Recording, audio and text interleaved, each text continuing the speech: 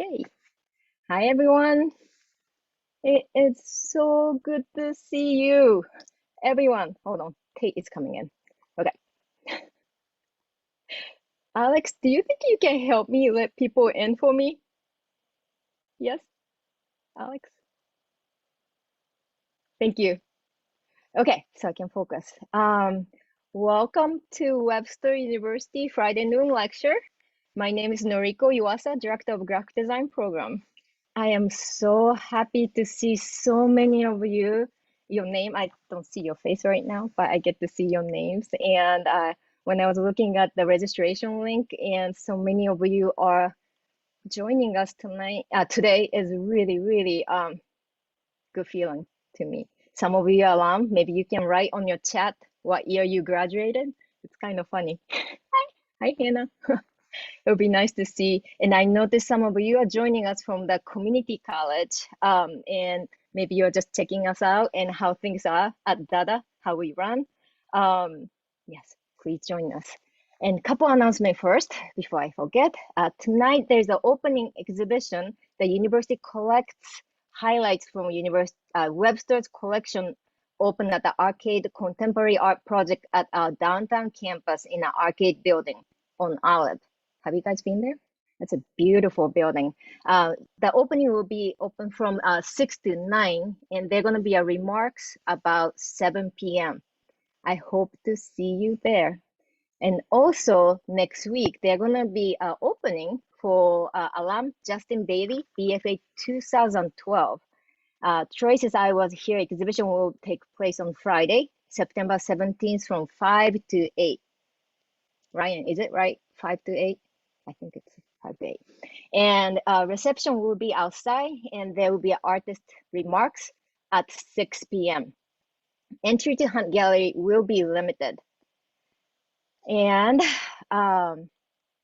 yeah, it is a little bit different. We have a little bit limitation on the, it's not like how it used to be or not yet, but I'm really glad to start seeing people face to face. I'm really enjoying the beginning of semester. And today, I wanted to talk about a little bit about Emily. I encountered her lecture this summer around May. I happened to find her online and I happened to talk about her to one of my alum, Daniel Frumhoff, and how impressed I was with Emily's talk and how current, how much the thing that mental health and design is something that always on my mind for my student, for myself. And I wanted to talk about this. And Daniel was so nice enough to say, oh, Noriko, do you want me to introduce you to her? And he has been such a great bridge. And we're really lucky to have a great alum at Webster University to help us build this lecture series. So what I'm going to do is to let Daniel introduce Emily. By the way, Daniel graduated from Webster with BFA in graphic design 2015.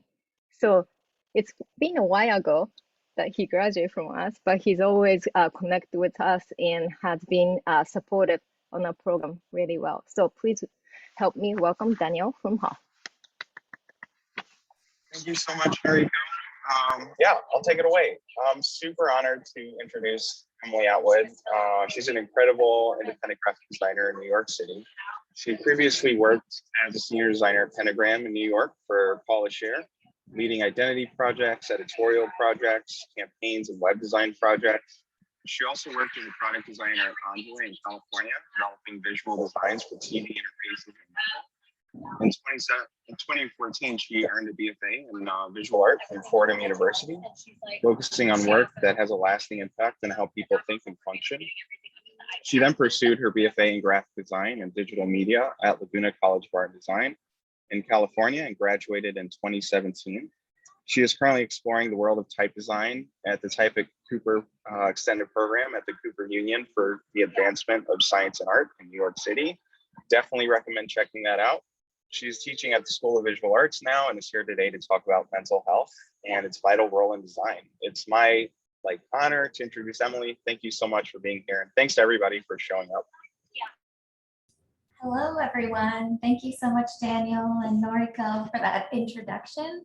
I'm really excited to be here and to share this talk on this necessary talk on mental health and design. I'm so encouraged that it is this topic.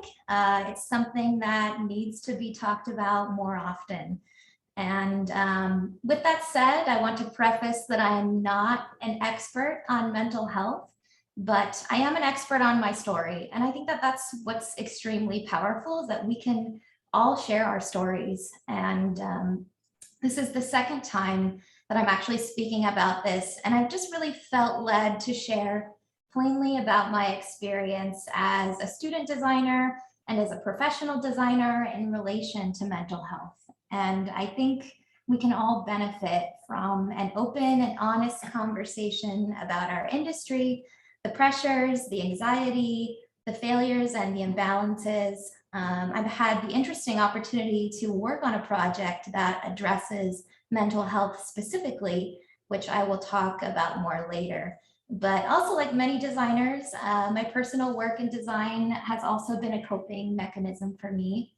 I wouldn't necessarily say that my personal work is particularly uplifting at times, but I think it can be cathartic, and it points towards something we can all relate to, specifically things that happen below the surface. With that said, this lecture is organized into two parts. The external aspects of my experience as a designer, mainly what people tend to see on the outside, my background, the work I've produced over the years, and the second part, the internal aspects. And this is the aspect of my experience that isn't as visible as the work I produce. And it's this aspect of our lives as designers that I think is the most important thing to talk about, and mainly why I'm here to give this lecture. So starting with this external component, where I'm from, what my education was, what my work looks like. So originally I'm from Whittier, California, a small city in Los Angeles County. And like Daniel talked about, my education, I first went to Fordham University and graduated with a Bachelor of Arts in 2014, and actually was recruited to play volleyball there at Fordham, and didn't find design until the end of my time there, and realized I need to pursue more education in design, and decided to attend Laguna College of Art and Design, where I graduated with my BFA in 2017.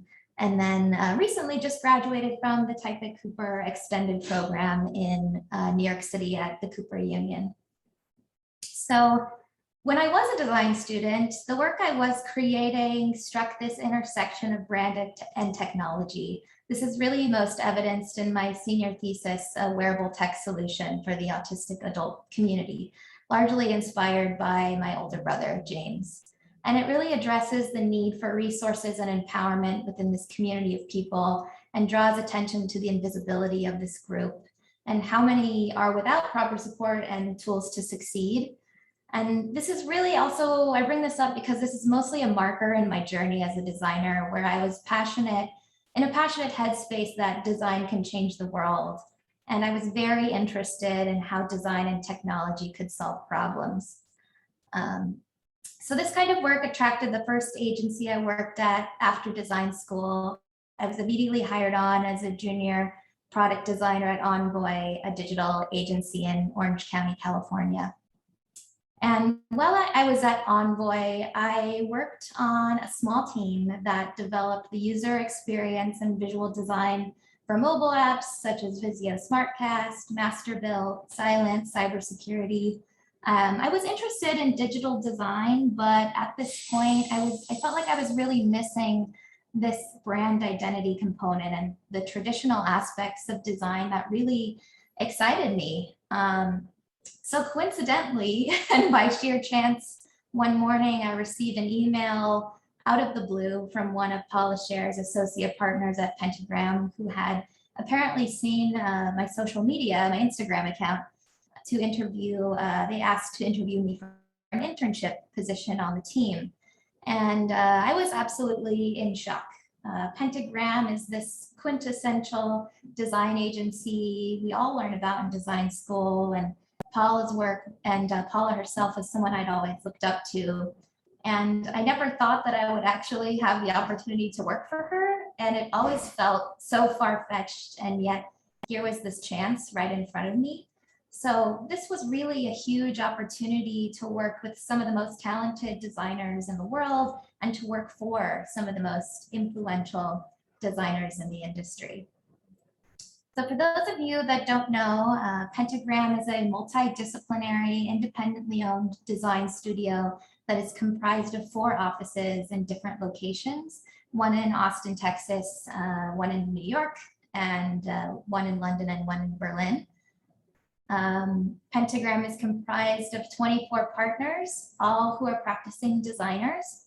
Each partner has their own team, and each team functions as its own studio, basically, with their own clients, their own graphic styles, their own accounts. But collectively, everyone shares the same portfolio of work under the name Pentagram. And so I obviously worked for Paula Scher, as you can see. Why is this not going? Okay, there we go.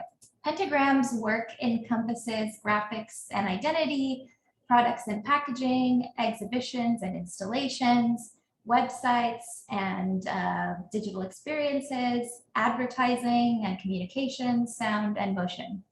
They have developed prominent identities in the arts and culture sector, whether it's Paula's famous public theater identity that's still evolving to this day, or it's the opportunity to brand the new National Women's History Museum in Washington, D.C. They've also been used to visualize identities for important landmarks in New York City, like the High Line, but also important national institutions like the Library of Congress, or recent events like the identity for the presidential debates. They've also developed some of the most famous financial logos that most of us encounter on a daily basis. They also have a history of being extremely involved in the entertainment business, whether it's continually evolving the Saturday Night Live or Film Independent Spirit Awards, or developing bespoke identities for big blockbuster films and experiences. They are especially interested in developing work for nonprofit organizations or working on pro bono projects that are for a good cause. And they've also created some of the most memorable food service and food packaging identities that have been really visual catalysts to a lot of the graphic motifs we see in the industry today. These are, all in all, these are just a few of the projects that Pentagram develops and some of the spaces that they design into. But as you can see, they have a wide breadth of work and portfolio that they work from. So this was a complete 180 for me from the product design world that I had been working in, and almost felt like the universe placed me in the exact place I needed to be at the time and moved me to where I actually felt like I always needed to be. And I was extremely lucky to be hired on and to work my way up from an intern to a senior designer over the course of almost 3 years under Paula Scher. And to have the honor of working on some of her most iconic projects, in addition to leading the design on many of her newer projects, which I will share with you now. So as a newly hired on designer, I was tasked with designing a new season identity for the Atlantic Theater in 2018. And you can see here the complete style and illustrations we used to visualize this new identity. Each show had to be boiled down into a singular graphic and then styled consistently across the entire identity and publication, as you can see.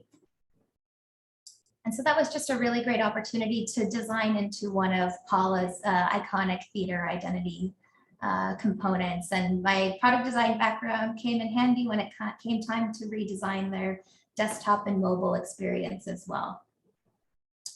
Next, I had the honor of also developing a new identity within one of her iconic projects for the public theater, Shakespeare in the Park program in 2019. And you know, every day working with Paula felt like a masterclass on design, and it was always so interesting to see how intuitive it was to her.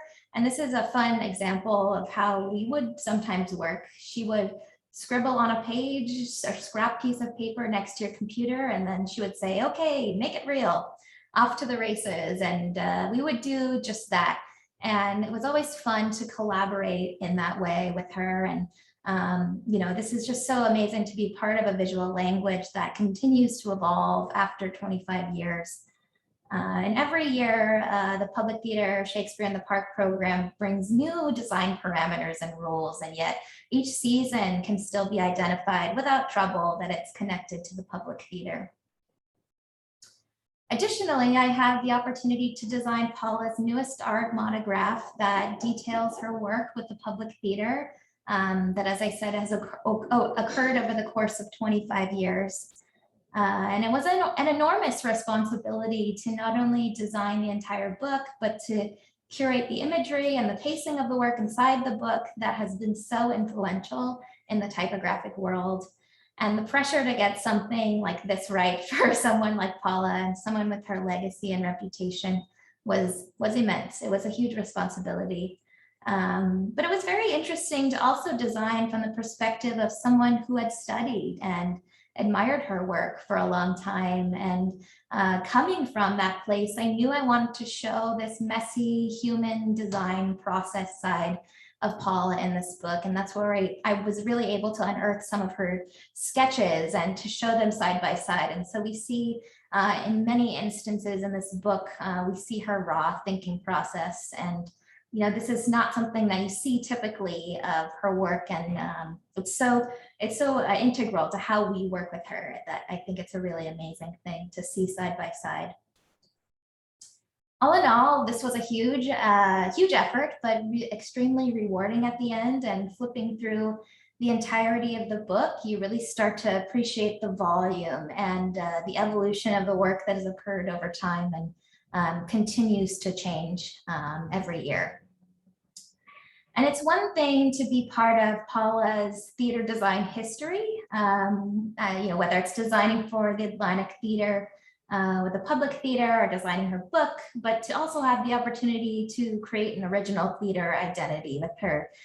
This past year was quite an honor, and to continue to work on that. And this was the new identity that recently launched for the Berkeley Repertory Theater in Berkeley, California. And this project was done entirely remotely and during quarantine. So that was also an interesting process to execute an entire project pretty much in isolation. So we developed this Berkeley Bee based loosely off the idea of ticket stubs that tend to have these notched sides, and realized that it could be this flexible container for content when showcasing different shows for an entire season. And the principal color for the theater is this violet blue, but moving forward, the theater has the flexibility to change colors or visual styles each season, but because that form of the bee is so consistent, it can still remain recognizable even when those parameters change. And so we also developed this desktop and mobile experience for Berkeley, and here you can see that there's an extension of this sort of typographic system where the School of Theater utilizes this sort of logo S for the school. And then for the ground floor, which is their writer's room, think tank, writing intensive workshop, they're represented by this G form. And so this was quite a fun project to work on, and one that will be exciting to see evolve over time. But also while working with Paula, I've had the opportunity to work on a few meaningful women-centered projects like this campaign, the Bush 2020. We designed with Flamingo. And this type-centric project was basically a politically satirical campaign anticipating the 2020 presidential elections. And as you can probably tell, this is not a presidential campaign for Bush, but it's actually a campaign to destigmatize female pubic hair, while Flamingo is promoting one of their new products. And it's incredibly thrilling and quite a mountaintop experience to see this work posted around New York City, and for this work to live in a physical space as well, and to see it as a full ad in the New York Times, and for friends to text me and say, hey, there was a man on the subway and this amazing ad was on the back and he didn't even know it. And it was all about female pubic hair and grooming, which was pretty amazing. The last project then that I worked on at Pentagram that was obviously very women-centric was leading the identity for the new National Women's History Museum that is set to have a permanent home in Washington, D.C. And the initial challenge here was to create a flexible system that could cover the past, present, and future accomplishments of women without it falling into these typical tropes of what our society considers feminine. So I started to see that this form of the W was actually quite versatile structurally, that this accordion form could serve as a basis for narrative and storytelling. And it almost looks like an archival print material, but also at the same time, a physical exhibition wall. And there started to be endless ways that it could be integrated with story and content. And it just was really an amazing, versatile system. And just by flipping the W upside down, it becomes the M, highlighting the fact that this is really focused on the idea that it's a women's museum first.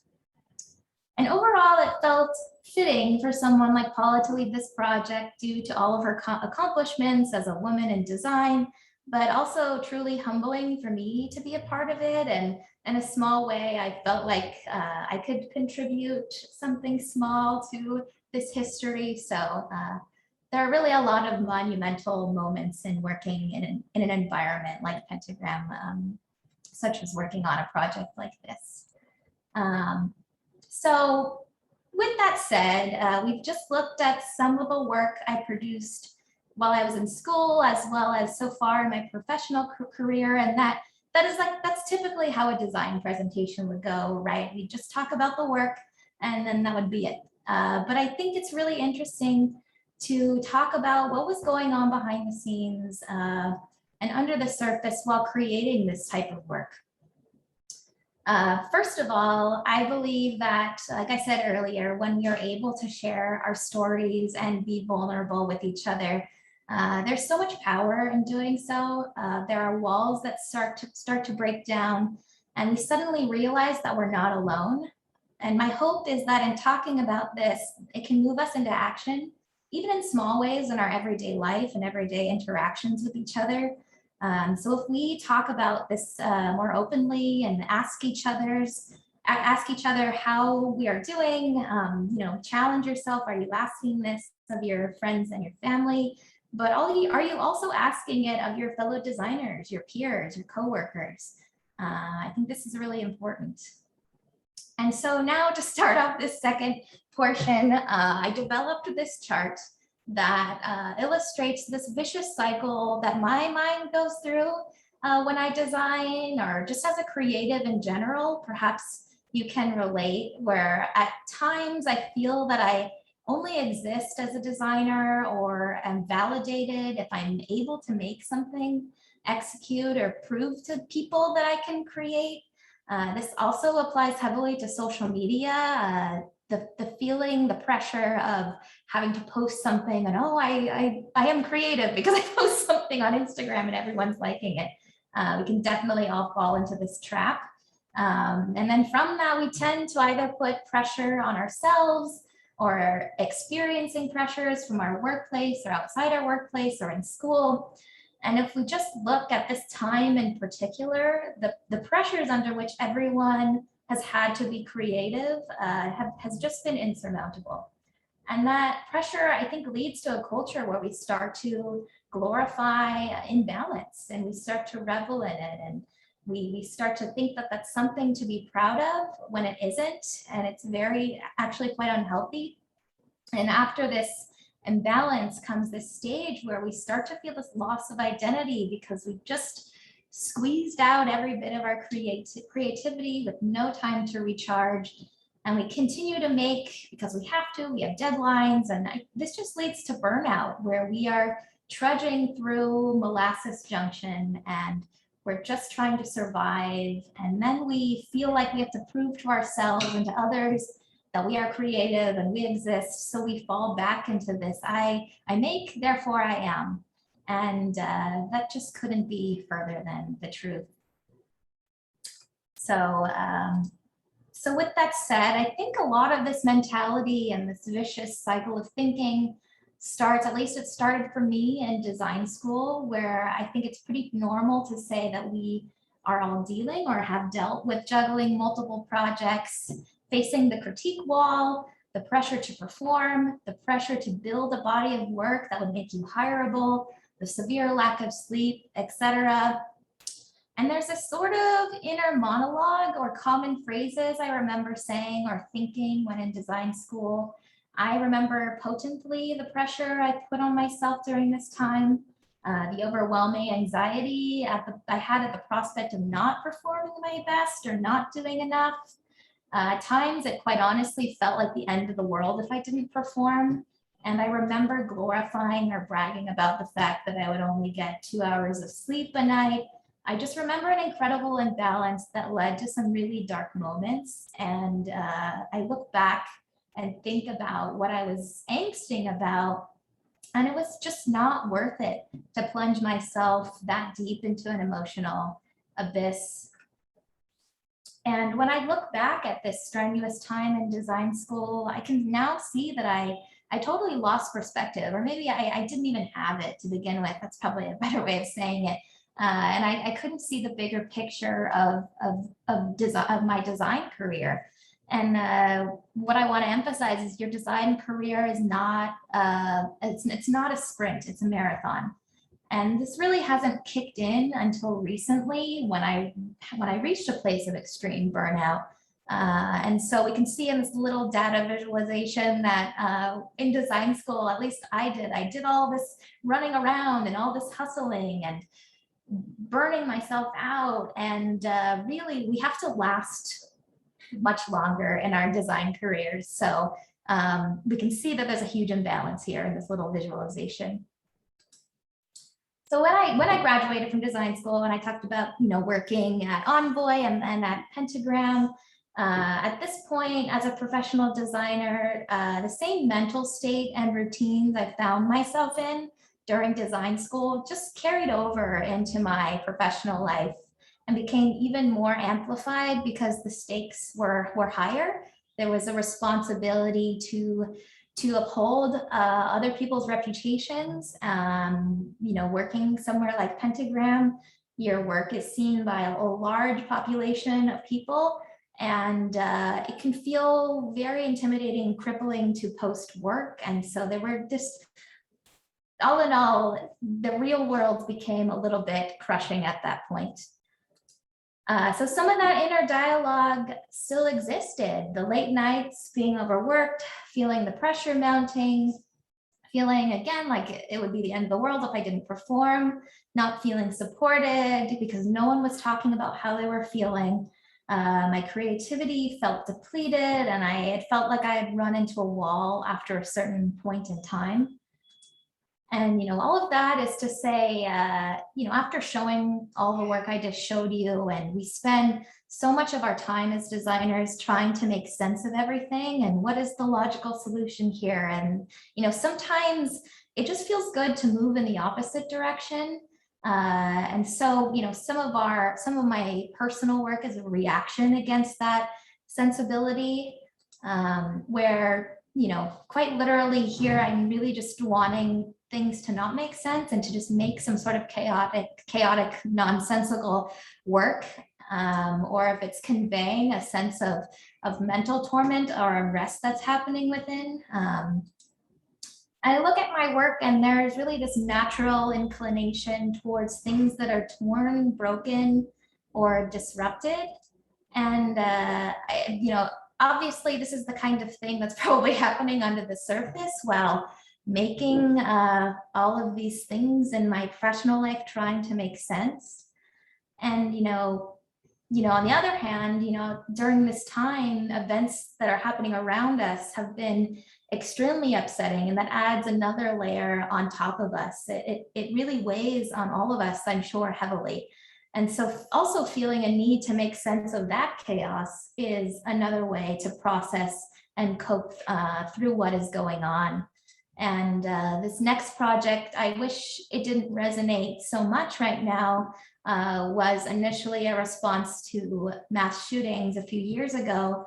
But we can all relate to the bombardment of news headlines. I mean, if you guys were anything, I'm sure we're all just constantly glued to the news. I don't know, maybe I'm the only one, I don't know, but it's taxing, and it's draining, and it's the tragedy is it's unthinkable, as this headline says. And words are so powerful in this way, and I believe they have the ability to speak life into people, but also death and destruction into people.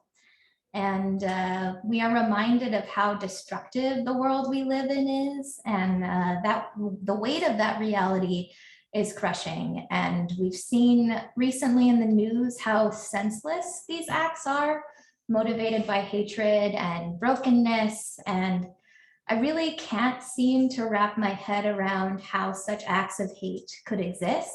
And it's really unbearable. But seeing these horrible headlines, I thought about how I could perhaps rearrange these words and phrases that carried the weight of tragedy and recklessness, and how they could be reframed to provide hope, or to envision a world where the headlines could be expressive of a reality where we perform acts of pure humanity. And this was my hopeful, perhaps naive attempt at envisioning that if we responded to each other with understanding and empathy, perhaps instead we could see more positive headlines like these someday. And of course, a more current response to the incitement of violence and hatred that has been going on. Instead of inciting violence, we should be inciting hope in each other. And so we think about 2020, and I don't know, this whole season feels like 2020. Like, I just still think we're in 2020. That's why I say that. But what has it been like to be a designer or a creative during a time that's been filled with just a bombardment of multiple crises? Again, I think this has been our inner monologue, the inner monologue for most of us. There is no doubt that our sense of productivity has taken a hit. I know for myself, I cannot execute at the same level, at the same speed that I was able to at the beginning, before all of this happened. And I just have to be okay with that. I have to accept that things are I'm not in the same place mentally that I was before all of this. And we are constantly being hit. And I think that a lot of our grieving, it feels like our grieving is on pause. And because there's so much more to grieve every day. And I think we again need to put everything into perspective and realize the trauma we've all been through during this time. And I fervently believe it's okay to not be okay. And it's okay to step back and to take care of yourself. And at times in my experience, I have felt like a robot and an object, only useful for what my hands can accomplish. And there's so much jargon out there about, we pride ourselves in designing for the human experience, and we do so much for others. But what about designing for the designer's experience? What about the health of our designers? We spend so much time trying to solve huge problems as designers, but what about helping ourselves and making sure that we're healthy and feel supported? We can't forget about ourselves, and it's so important to take time for our inner creativity to be healed and for it to be nurtured. And we just can't sustain this level of creativity and innovation at 100% capacity during times like this. I don't even think 100% is necessarily realistic during times when we're not in crisis mode like this. And so we could even see by my musical playlist styles that I'm clearly having a problem here mentally. Just thought I would point that out. So this leads me to a project that I worked on during the height of the pandemic with Paula, who was approached by Kenneth Cole. He wanted help with the design for a visual identity for his mental health initiative called the Mental Health Coalition. And it really had a goal of destigmatizing mental health through messaging and creating a platform for people to connect and to share their stories. So Paula had a vision to create something that was simple yet powerful, like the silence equals death mark that was used to bring awareness to the AIDS crisis. It has this very purist symbol that began to be repeated and became recognizable over time. And so that's what we did. We developed this very purist symbol that represented this idea of not fitting in, that we can feel when we struggle. We can feel like this when we struggle with mental health, and we feel abnormal, like people say, a square peg in a round hole. And here's the lockup with the Mental Health Coalition. So again, the goal of this initiative was to destigmatize mental health, but also to help people to connect and share their stories. And so we felt that integrating this logo into typography would of course call attention to its presence, but you would start to see this mark repeated within the type, therefore kind of visually dismantling the idea that mental health is rare and abnormal, and it really is something that most people struggle with. The image and color system was inspired by this spectrum of emotion we can feel at any given time. And so the main tagline of this campaign was, "How are you really?" And I think asking this question during this time especially is especially powerful. And so here's a quick animation that was developed to promote this campaign, asking this question, "How are you really?" So not only was this a messaging campaign, but also a place for resources online where people can learn more about mental health, how to talk to people about it, and how to communicate with loved ones who may be struggling. We also developed a desktop component for it with resources. And so storytelling is really a huge part of this platform, where people can upload their stories and start to feel supported by others. There were a lot of celebrities that shared their stories, and this really all goes back to what I said at the beginning, is I think the more we share, the more we can start to break down the stigma of mental health. And we even helped to design a social media component where you can create an account and access a timeline of people's stories, all centering around this idea of encouraging people to speak out about how they're really doing. These were some of the reaction icons that were developed to represent love, like, congrats, and I'm here for you. Here is how a poster and messaging system started to lay out. And as you can see, this symbol really moves around the page and appears in multiples. And so there's really this sense of community with the symbol as well. And so I think that this question of how are you it's so simple. I think we ask it very nonchalantly most of the time, but I think it's something that a lot of us need to hear. We need to hear it being said intentionally. And like I said, a good chunk of this project included what was happening during the spring of 2020, when New York City was the epicenter of the COVID-19 crisis. And it was really a jarring time for those of us in New York City. Here's a quick Times Square animation during that time.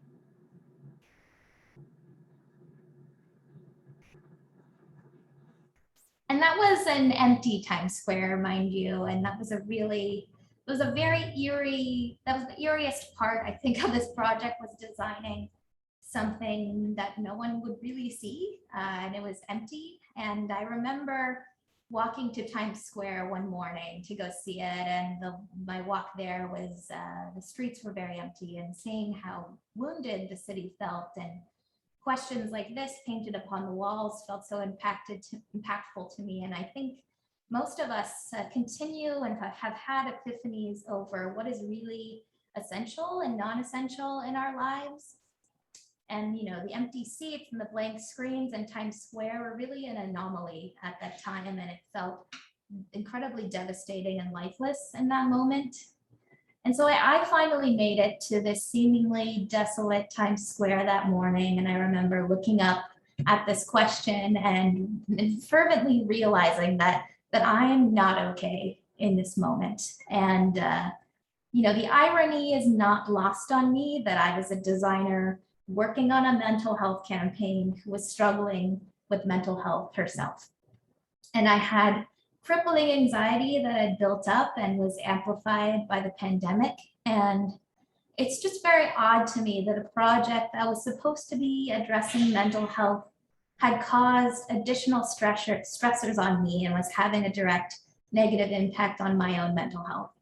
I had run out of fuel, and the pressure to maintain a certain level of work over time had led to me feeling like I was drowning at that point, and I had reached this point in my career where I felt like I lost my sense of identity as a creative. I was also suffering in silence. I wasn't talking about it, and I wish someone would have asked me how I was doing, because I was not okay, and it felt like a very dark and scary place to be in.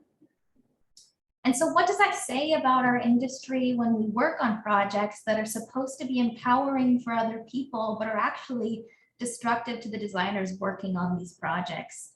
And at that time, it felt like I was just consumed by this unbearable melancholia that had overtaken me, and it felt quite unrelenting. And so, something needs to change. And I dream of a time when things can be better and things should be better. It shouldn't just be this far off dream. I think there are things that, we can do to be better. So these are just from my perspective, things that I think that we can do better as an industry and as creatives. First, we obviously need to normalize these conversations. We need to be talking about it more. But I also think in talking about it more, there are some things that we really need to take to heart to accomplish this. And there's some truths about our identities as designers that need to be taken in. And I know I've said this a lot already, but it's such a fight to take this to heart. And if I'm being totally honest, I'm very much still not okay right now. It's a struggle every day to rebuild and to heal during this time. And I think many of us can probably say this, and it's so easy to feel like you're alone in your pain, but you need to know that you aren't alone and that there is help out there for you. And I know I've fallen into the trap of suffering in silence and thinking that if I talk to my boss, mental health professionals, that I would be seen as incapable or unstable, when that could not be further from the truth. Another good truth to take to heart is that you are not your work. I think as designers, our identities can become so closely tied to what we make. And when we either don't feel like we're creative, or what we make is not received well, it can very much feel like a personal attack, and we start to feel inadequate when you are not the work you make. You are more than the work you make, and you're all beautiful, creative people. You're humans with so much to offer in this world. And so, I think another thing is that, immerse yourself in something new, immerse yourself in a new learning environment, or just step away from what you're doing at that moment.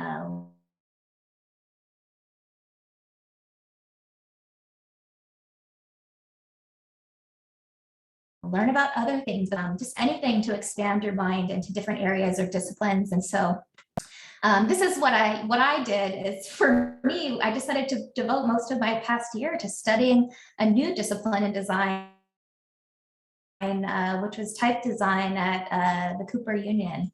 And so not only did I feel like I was engaging my brain in a different way, but I felt like I was adding another arrow to my quiver as a designer. And I got to engage with new people who were also learning. And we all learned how to design type together. And there was such a refreshing community in that experience, and a nice change from brand identity at the time. And we were all able to learn how to extend a typeface together and into an entire family.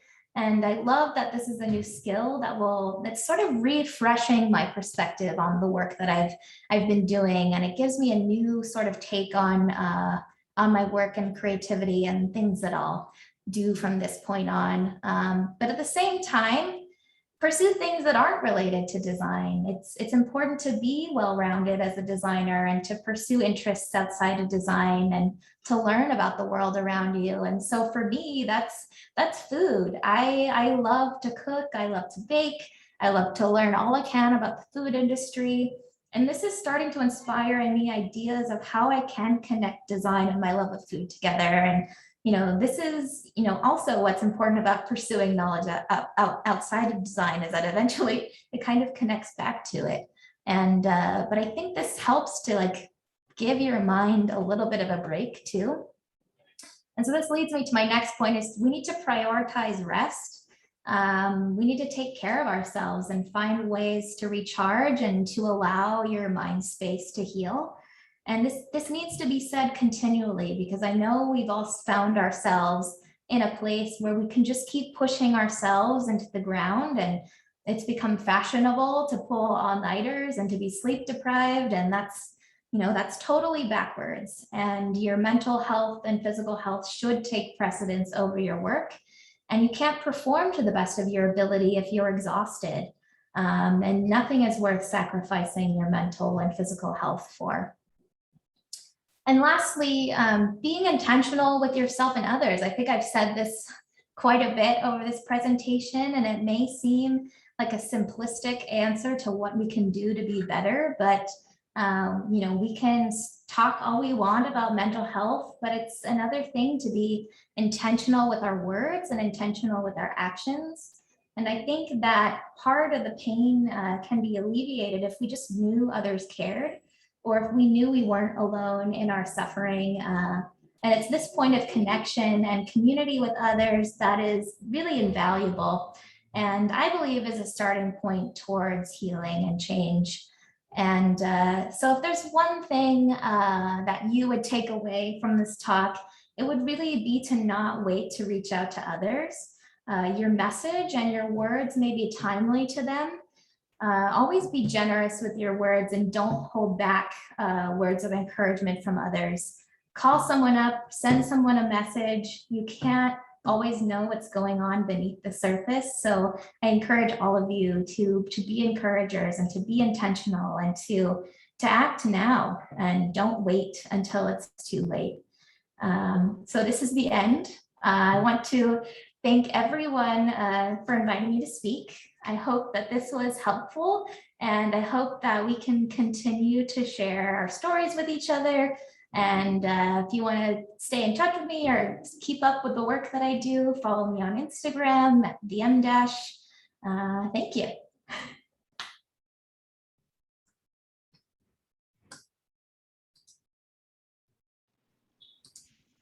Thank you, Emily. I know that we have about 6 minutes left. Oh, Do you guys want to ask question over chat? Or if you can talk directly, that would be best for me. So I don't have to read, or maybe Daniel can read for me. Let's see, did I miss any questions? Emily, my name's Katrina. I'm one of maybe Noriko's oldest alum, 2004. Thank you so much. This was really inspiring. I just have one question, is how do you find the time? When you went into this type, I love the idea of doing things outside of my career. I have a family and career. And so, but where do you find the time? Because that gives me anxiety of trying to find the time to do the thing that takes away anxiety. So how do you build that in? Do you have advice on how to build it in that's achievable? Yeah, so I think that, that word you just used, achievable, is key. It's going to look different for everyone. I don't advocate pushing yourself over the edge to try and expand your mind. I think, the last year, it just happened to be a year that worked out for me to study something more intensely. And that worked out according to where I'm at in my journey. If you are juggling many things, it could be as simple as setting, maybe 30 minutes aside one day a week to pursue. I think it is about making something achievable to you, but I don't recommend forcing yourself to try to be creative when you don't feel like it. I think these things happen naturally. I don't know if that helps. Yeah, I guess like signing up for a new class or getting into, after hours education isn't really feasible for a lot of people, but just to know that like you can still get somewhere with just little steps is reassuring, I think. Yeah, I think baby steps are great. Can I jump in here and ask a question too? Yes. You said something great about sometimes it feels to go in the opposite direction. Can you speak a little bit about, how you've like kind of stepped away and formed your own, better balance, kind of defining what your time looks like, your day looks like, and not maybe going the expected route on what's that. So that's in regard to where I'm at. I'm now an independent designer, right? So so after I left Pentagram a little bit ago, and now I'm working independently. So I freelance a lot, and so that does give me a lot of flexibility, but I'm still like in the process of learning how to structure my work time appropriately, but it does challenge me to and even just like be intentional about my mornings and, grounding myself, whether it's doing yoga quite a bit in the morning or starting with some sort of mindfulness activity before getting started, and really allowing my mind and my mental state to dictate how much work I do that day. And I just have a better sense of, of course there's deadlines and there's things that we can't avoid. And but when I can, I try to listen to myself a little bit more and to not push myself over the edge if I don't need to. I don't know if that's. Yeah, amazing. Thank you. And I think Lauren asked a question. Lauren, I lost your question from chat. Lauren, you want to talk? I got it. Thank you. 1 second. So I said, what are some words of advice that you can sum up for managing the stress that comes with exiting college and entering a design career? That's a good question. So I think if I'm thinking about the anxiety I had after graduating, I thought that I had to know everything graduating from design school. I thought I had to be an expert when I walked into my new job opportunity. And I would just allow yourself to be freed up from that lie that you have to know everything. And I know one of my professors, I still hold on to this day, she said, your first 5 years out of design school, you're still in school. So let go of that preconceived notion that you have to be a professional. I'm not professional, but like that you have to know everything, and allow yourself to be a student still in that environment, because people you're going to learn, and your higher up designers are going to want to teach you, and they know you don't know everything. So I guess that would be advice, to just free yourself up from thinking that you have to know everything. Thank you. Thank you. Carol, did you want to make a little? Yeah, I would like to, first of all, thank Emily from the bottom of my heart for your presentation.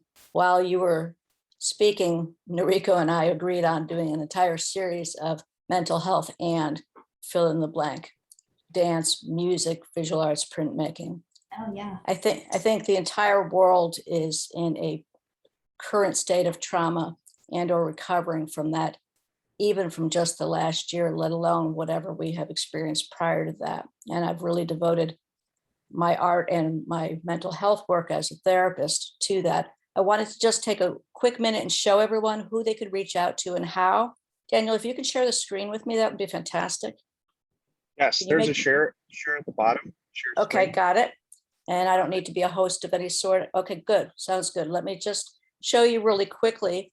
You're all good. I think, okay, good. So you can see here the Webster site, and I'm just going to show you two resources. In case you weren't aware, there are 9 or 10 people constantly available with flexible hours, people of all range of color, gender identification, and training, but all officially trained in therapy to support you. They're available free for you. There's no limit of sessions, and they're right across campus, but they can also see you virtually. I'm going to quickly show you just a few of the things that we commonly encounter there and are capable of supporting you with and through, and let you see the faces, because I think it makes a world of difference to know that there's regular old people, including me on a bad hair day, behind these numbers, behind this website. And what I encourage you to do is when you go to this website, if you just take a minute, you can also do a self-assessment, which is completely anonymous and completely confidential. And by doing this assessment, assuming I can find it, because I'm not a designer, so I'm a little bit sloppy around. Here we go. Doing this assessment, you can get a really good sense of what you are experiencing, and you can get a sense that this is not necessarily a psychological pathos, but it is a very normal thing, particularly issues of anxiety, things that may appear compulsive behavior, depression, social fears, etc. They're absolutely normal in this time and age, and we have a lot of support, and hopefully it can guide you through ways of decreasing that stress and managing your mental health. It isn't as easy as just making the decision. Sometimes if you can't get it right, you need someone to show you another way. So I appreciate Emily for showing us her way, a beautiful living example of a quest towards mental health that doesn't need to be separated from your decision to be an artist designer. And appreciate Noriko for bringing you here today, and Daniel for putting it all up. Thank you. Thank you, Carol. Thank you, Emily, for the wonderful lecture. Of course. I know that I saw your lecture before in the summer, but this was 10 times better. I mean, Oh, thank you. just kidding. But it's great to see your work, a lot of work that accomplished designer like you would go through, just like one of us. I think it's very great example for our student and our community. So thank you so much for your time. And we are 1:03, so we are good to go. I am going to end this lecture. Thank you so much. Thank you, everybody.